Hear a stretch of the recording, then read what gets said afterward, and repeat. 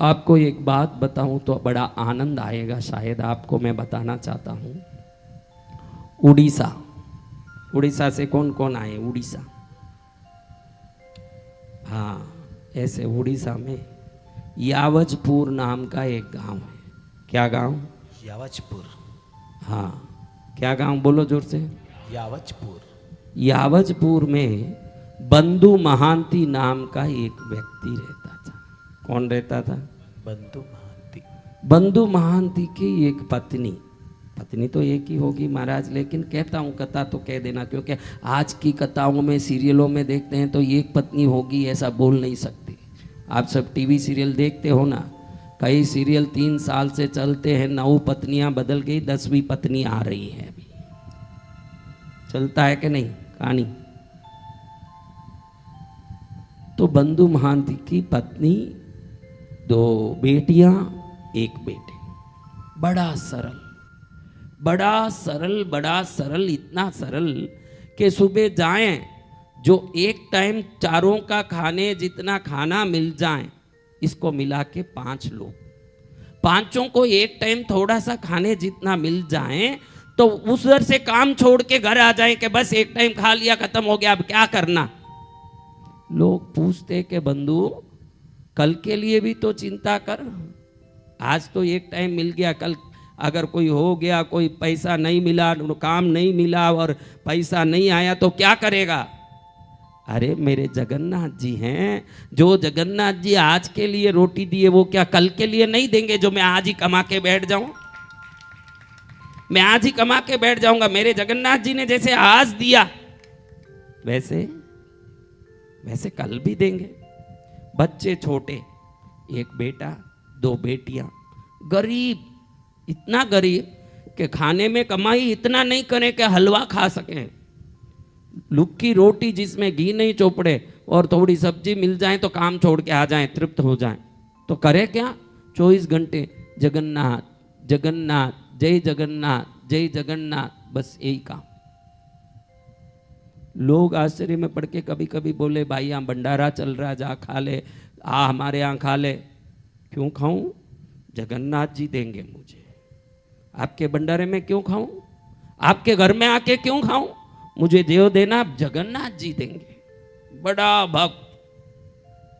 एक बार ऐसे अकाल पड़ा कि उस अकाल में, भयंकर अकाल में, धीरे धीरे लोग अपने घर के दान चून खत्म हो जाने से पेड़ के छाल पत्ते खाने के लिए मजबूर हो गए। तो लोगों को ही खाने का नौबत पड़ गया, तो इसको काम कौन देंगे? इसको काम कैसे मिलेगा? ये बड़ा दुखी हो गया।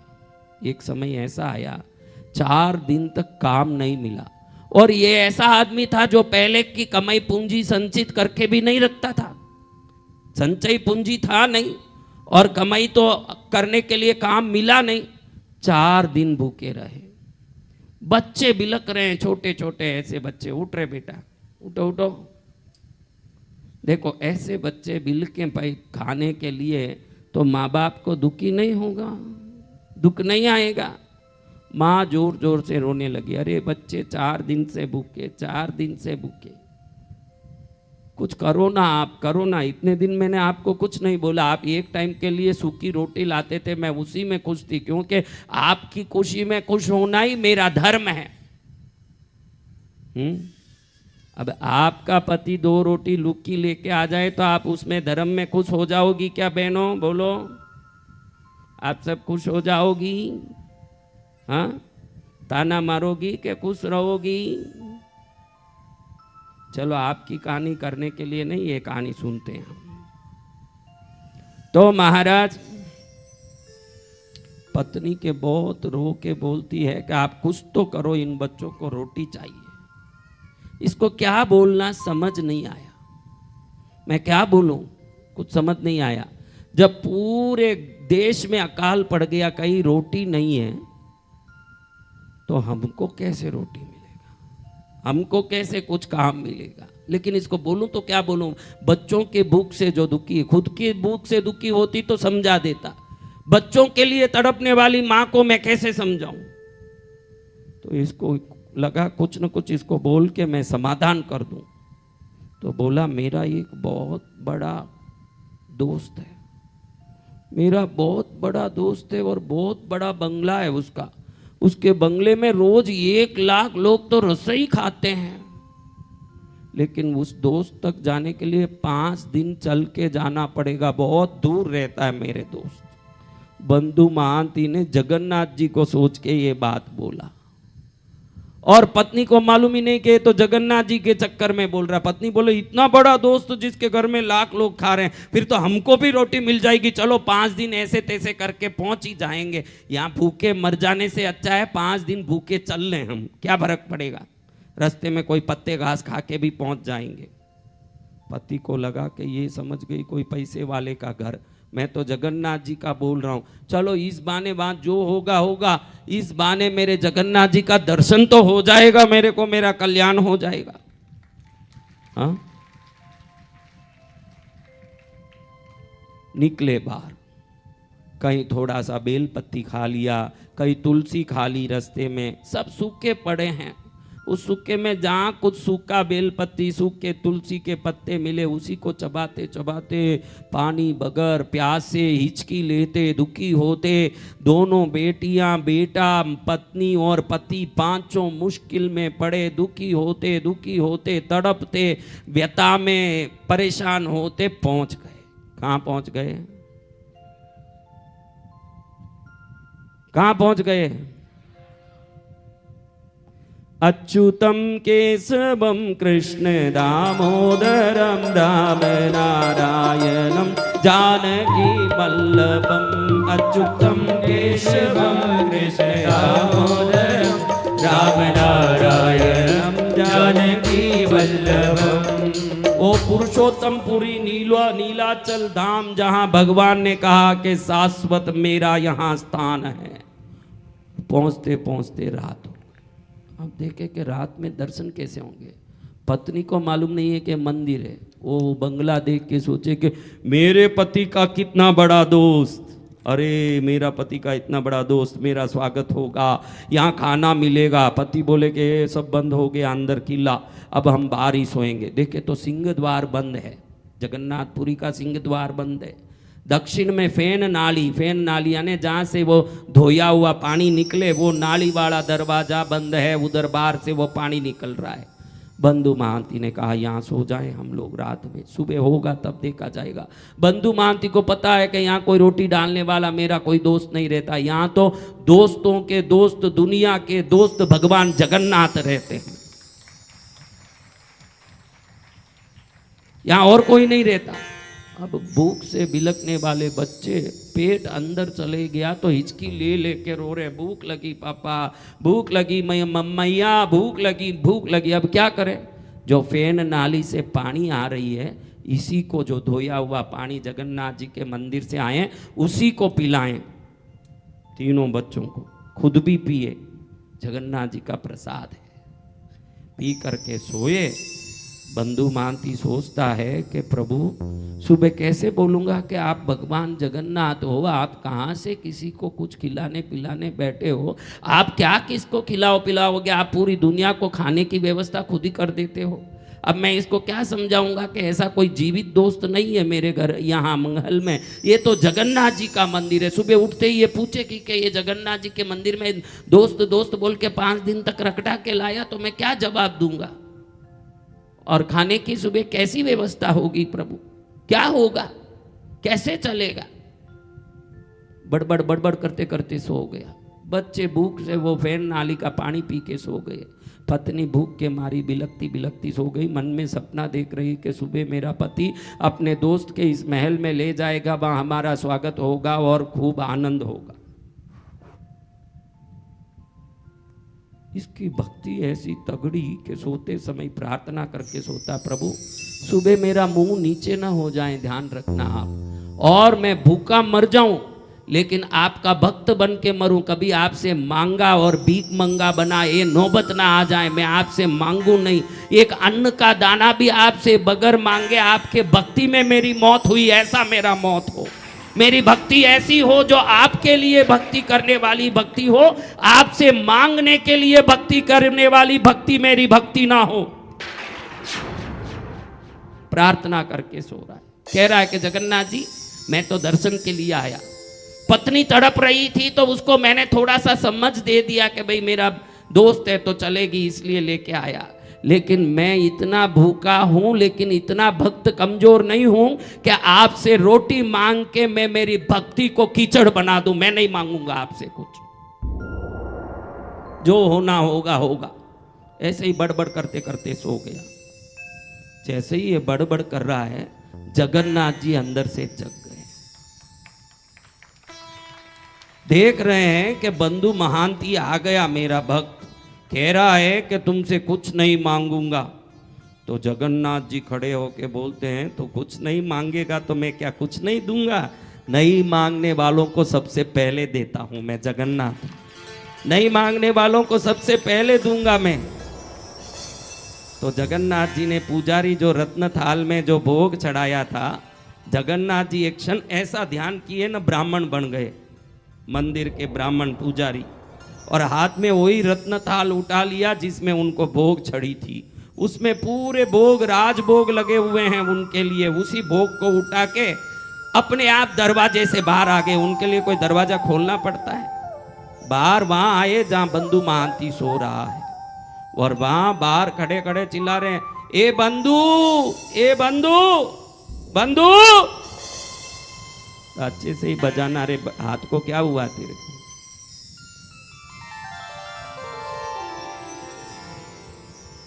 बंधु बहुत देर बाद उठा। उसको विश्वास नहीं कि मेरे भी कोई नाम ले सकते हैं।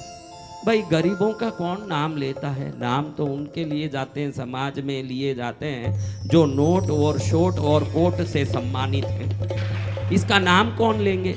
ये सोचा ये कितने ही बंधु होते हैं, ये जो हमारा उड़िया देश है इसमें कई नाम बंधु होते हैं, तो किसी को कोई बुलाता होगा। मैं क्यों उठूं भाई? मेरे को कोई यहाँ बुलाने वाला पक्की तरह से मालूम है कि मेरा कोई परिचित इस गांव में तो है नहीं, तो कौन बुलाएगा? बंधु! जगन्नाथ जी समझ गए कि ये ब्रह्म है, कि ये आवाज मेरा नहीं है, मेरे लिए नहीं है। तो जगन्नाथ जी ने आवाज दिया, यावजपुरिया बंधु उठ, यावजपुरिया बंधु उठ। अब समझ गया कि तो गांव भी मेरा है न नाम भी, और मेरे गांव में मेरे सिवाय कोई बंधु महांती है नहीं। उठ के खड़े हुए। पुजारी जी खड़े हैं सामने मंदिर के। बंधु तुम कब से सोए हो? तुम्हारे लिए थाल भर के भोग लाए, बच्चों को भी खिला दो, पत्नी को भी उठ के खिला दो, सब लोग खा लो, आराम से सो जाओ, ये लो थाली। उनको थाली पकड़ाया न, जगन्नाथ जी गायब हो गए।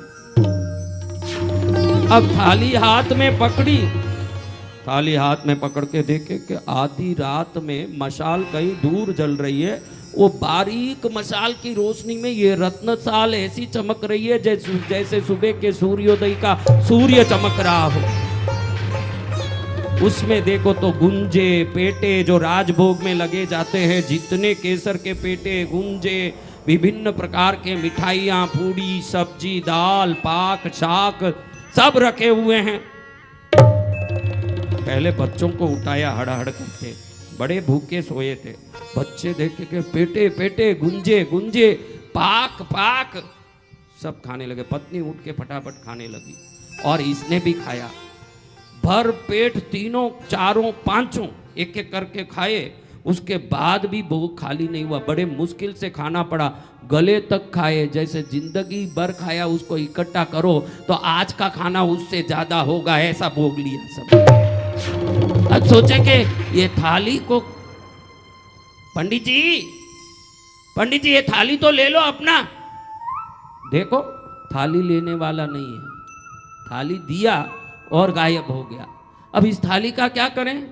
साथ में लाए हुए बोरे में थाली रख दी। कैसी थाली?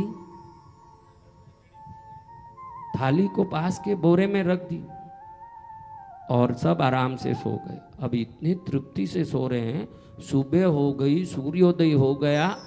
जो कई दिनों से भूखा होता है, जब रोटी मिल जाए तो जो शांति की नींद आती है, वो कौन सी नींद होती है? वो बंधु महांती को पूछो तो ही समझ पड़े, ऐसी नींद ली। अब ऐसा नींद लेके पड़ा है तो इतने में सुबह पुजारी जैसे ही मंदिर खोला, हड़बड़ा गया कि भगवान की भोग की थाली गायब, नरेश को क्या बोलेंगे। सब जगह डंडोरा पीटा, बड़े बड़े बड़े पैरे लगाए, सिपाही गए, आसानी से बंधु पकड़ा गया। उसके बोरे से रत्न थाली मिल गई। अच्छे से कोड़े पड़े कि तूने ताली चोरी, मंदिर में घुस के ताली चोरने वाला, कारागृह में डाल दिया। कारागृह में पढ़ के बंधु कहता है कि भगवान आप कितने दयालु हो, मैं झोपड़े में अकाल में बहुत परेशान था, तो आपने ठंडी जगह लाके मेरे को बैठा दी। आपके विधान में कृपा ही कृपा लिखी है। आप जहां भी जिसको बेचते हो दया करके बेचते हो, और आपके दया में शुभ अशुभ का विचार करता हो, वो आपका भगत ही नहीं है। भगत तो वो है कि हर जगह शुभ का विचार करता है। भगत तो वो है कि हर जगह शुभ का विचार करेगा कि आपने शुभ ही किया होगा। मुझे ही भेज देते तो दुखी भी होता, मेरी पत्नी बच्चों को भी आपने साथ में डाल दिया। अब हम अंदर छाया में आराम से बैठे रहेंगे, कोई चिंता नहीं। आपकी कृपा है इसमें, आप कृपा करने वाले सागर हो तो यही करोगे। और आपने मुझे कारागृह में डाला, इसमें कोई गलती भी नहीं। जो खुद ही कारागृह में जन्मा हो वो भक्तों को भी कारागृह में ही तो डालेगा, और कहाँ डालेगा, और कहाँ डाल सकता है। बड़ा खुश हूं मैं, उसी में खुश हूं। बंधु महांती अंदर ऐसे करें, रात हुई, एक रात जेल में पड़ा था। रात में प्रताप रुद्र, कौन, उड़ीसा नरेश, खरदा में अपने भवन में सो रहे हैं। उड़ीसा का खरदा नाम का स्थान जो राजधानी थी उड़ीसा की, और वहां अपने भवन में सो रहे हैं। तो नींद में खरदा नरेश प्रताप रुद्र के सामने भगवान जगन्नाथ प्रकट हुए। देख प्रताप रुद्र, मेरी रत्न थाली थी, मैं किसी को भी दे सकता हूं। मैंने जिसको रत्न थाली दी उस बंधु महांती को चोर बोल के कारागृह में डालने वाले तेरे सिपाही कौन होते हैं? तुझे, तेरे सिपाही और पूरी देश को नाश कर दूंगा अगर उसको तू बाहर ले जाके एक अच्छी नौकरी अगर जगन्नाथ मंदिर में नहीं दिया तो तेरी समाप्ति मेरे हाथ से निश्चित है। कौन कह रहे हैं? भगवान जगन्नाथ सपने में कह रहे हैं। हड़बड़ा के उठा प्रताप रुद्र नरेश, उठ के देखता है कि सपना है, बंधु महांती को किसी ने जेल में डाल दिया। कोई सच में, क्योंकि खरदा कहीं है ना जगन्नाथपुरी कहीं है। तुरंत अपना घोड़ा लेके, जैसे सपना सुबह का भोर का हुआ, दिन उगने के लिए भी समय नहीं दिया, तुरंत घोड़े पर उठ के निकलने लगे और पटापट पहुंच के जगन्नाथपुरी में पहुंचा कि किसी बंधु महांती को तुम लोगों ने कारागृह में डाला क्या? हाँ महाराज, इसने रत्न थाल चुराई इसलिए अंदर डाला। रे पापी नालायकों, पहले उसको बाहर निकाल के लाओ। ये तो भगवान का बड़ा भक्त है। भगवान ने कहा है कि इसको जगन्नाथपुरी में मंदिर में सेवा के लिए नियुक्त करो, और आज से मंदिर का लेखा जोखा का काम महाबंधु महांती, पूरा जगन्नाथपुरी में जो हजारों लोग काम करते हैं उनका निरीक्षण लेखा जोखा आज से बंधु महांती करेगा। ये जगन्नाथ जी का आदेश है। जैसे ही बंधु महांती बाहर निकला, रुद्र प्रताप जो राजा थे दोनों हाथ कान में रख के क्षमा मांगने लगे, चरण में पड़ पड़ के। हम तो ये जगन्नाथपुरी की व्यवस्था करते हैं, जगन्नाथपुरी का ध्यान रखते हैं, लेकिन आप तो स्वयं जगन्नाथ जी ध्यान रखते हैं, वो भक्त हो। आपको अनंत कोटि प्रणाम करता हूं। हमारी गलतियों को क्षमा करना। हमारे सेवकों ने जो गलती की, ये रत्न थाल तो आपको स्वयं जगन्नाथ जी ला के दिए हैं, सपने में उन्होंने बता दिया। ये आप क्या चोरी करोगे? माखन चोर ने आपको लाके ये थाली दी है, और आप बड़े भाग्यशाली हो, ऐसे भगवान के स्वयं निरीक्षण में जीवन जीते हो। मैं आदेश करता हूं अपने राज्य में कि आज से बंधु महांती ही इस जगन्नाथपुरी के लेख जोख की व्यवस्था के व्यवस्थापक होंगे। यहाँ एक एक दिन का जो अंदर आ रहा है, बाहर जा रहा है, जो भी व्यवस्था हो रही है, सब बंधु महांती के निरीक्षण के बगैर कुछ नहीं हो सकता। मैं नाम का राजा हूं, जगन्नाथ जी के असली राजा बंधु महांती होंगे। और आपको बता दूं कि आज आप जगन्नाथ जी जाओ तो जो लेखा जोखा करते हैं ना मंदिर में, वो आज भी बंधु महांती के वंशज ही हैं, उन्हीं के परिवार वाले। आज तक वो चल रहा हजारों वर्षों से, दूसरा कोई उस स्थान पर बैठ भी नहीं पाया। बंधु महांती भगवान के क्या भक्त बने, उनके सैकड़ों पीढ़ियां आज उधर लेखक जोकक बन के उस मंदिर में बैठी है। तो जिसके ऊपर भगवान की दृष्टि पड़ जाए वैसी भक्ति होनी चाहिए। ऐसी भक्ति के भूखा मर गया लेकिन मैं भगवान से मांगूंगा नहीं, रोटी मांग लिया रोटी, तो फिर मेरी भक्ति किस काम की। मैं भक्ति करने आया हूं, मांगने नहीं आया हूं। ये जो विवेक बंधु महांति में आई, ये विवेक कृष्णगिरी में आपको आ जाए तो आप भी रत्न थाल में ही रोटी खाओगे, ये मैं लिख के दे सकता हूं। ऐसा भाव आना चाहिए। मैं भक्ति भक्ति के लिए करता हूँ, मैं भक्ति सेवा के लिए करता हूँ, मैं भक्ति भगवान के लिए करता हूँ, भीख मांगने के लिए नहीं करता हूँ। मैं सोचता हूँ कि हर दिन थोड़ा थोड़ा समझा के इनके अंदर जो कलुष और मल है इसको साफ कर दूंगा तो शिविर भी सार्थक हो जाएगी ना। असली में भक्ति कैसी होनी चाहिए ये विवेक भी अपने जीवन में जग जाएगी।